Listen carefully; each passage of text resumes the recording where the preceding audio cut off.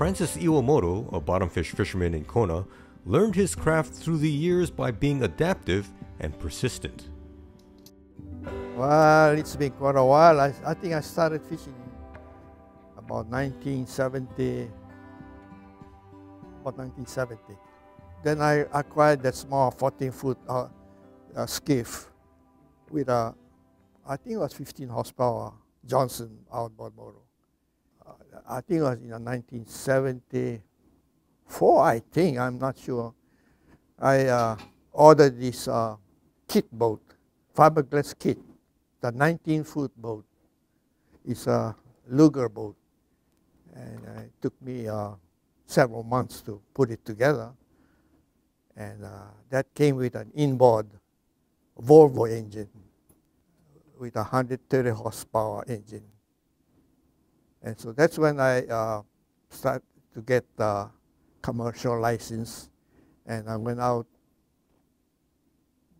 to the grounds, you know, outside Koloko out there anyway, the grounds. We call it the grounds. At first, I was still using the kaka. And using the kaka, you catch a lot of rubbish fish. And even the paka came small, you know, 1 pound. Some didn't make 1 pound, we had to throw it back.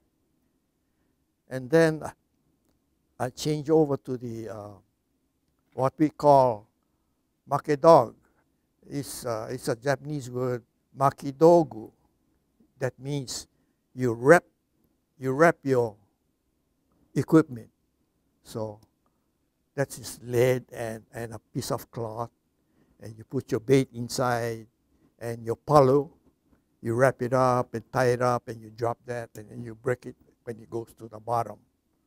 And that is off the bottom, probably 10 or 20 fathoms off the bottom. And that's where we started to catch the bigger paka. So I never did go back to kaka. Always been that makedog. At first was pull all the way from 130 fathom. You have to pull with the hand for many years though. But then this one fisherman by the name of Kenneth Lanes, he used to go bottom fish before.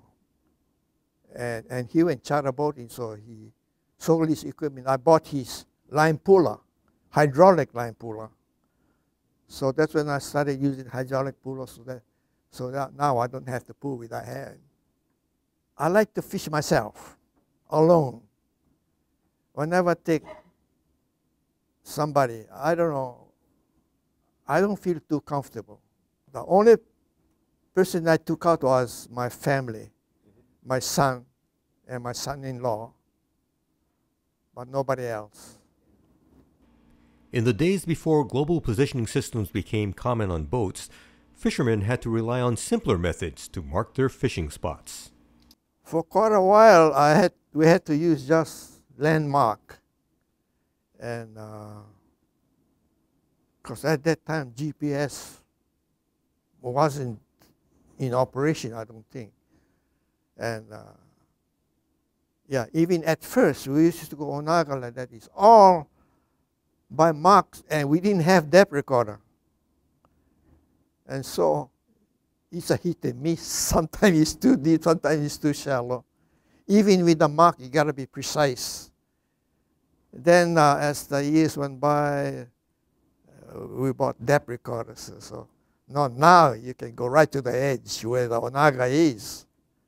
And so that's better. But then, some days, as you know, Kona have haze, fog, and you can't see the mark. So now you're lost. So you have to go more inland and try for uku then. Because you go closer to shore, you can see the mark, but not out there in the Onaga area. Later, the GPS came out. And how I got my GPS is I didn't buy it. I think it was Fish and Game or somebody, or NOAA or somebody, came for some kind of briefing. And we all attended this meeting. and they told us how to catch and release paka, and gave us tools for that, how to do it. And then they said, okay, we'll give you a free GPS, a small one though, not the big kind, small one. So fine. Now I had to learn how to use that. So from that time on, you can go precisely to the spot. So fishing was made easier. But then that's a bad thing, because sometimes a trolling boat comes by and he marks it. So next time you know, there's somebody there already. Yeah. This captain gave to our friend, fisherman friend, that, oh, this guy fishing this spot. And so from that time on, there's so many fishermen, they know where to go, so all our spots are overtaken by fishermen. Maybe that's how the fishing went down. And they started going night fishing. I went night fishing a few times, but I don't like it. It's too cold. But there's a lot of people that went night fishing, and they haul in plenty night fishing, yeah. If you go night fishing, you have to anchor. But daytime, I don't like to anchor. I always go with the current. I used to back down with the main engine, but I had a Volvo outdrive. And somehow, using that reverse all the time, that clutch, the clutch in the gear, somehow smooths out and don't hold, so it doesn't work. And then you have to take it into the repair shop to fix that. I did all that myself. I deglazed that clutch with grinding compound, and it works wonders. But after a few months, you have to do it again. So I bought an outboard motor, 25 horsepower Johnson, put it in the back, and you hold the boat with that. Put it in reverse and you can hold the boat. And that way you can keep your line straight. But on a very windy day, you cannot hold that.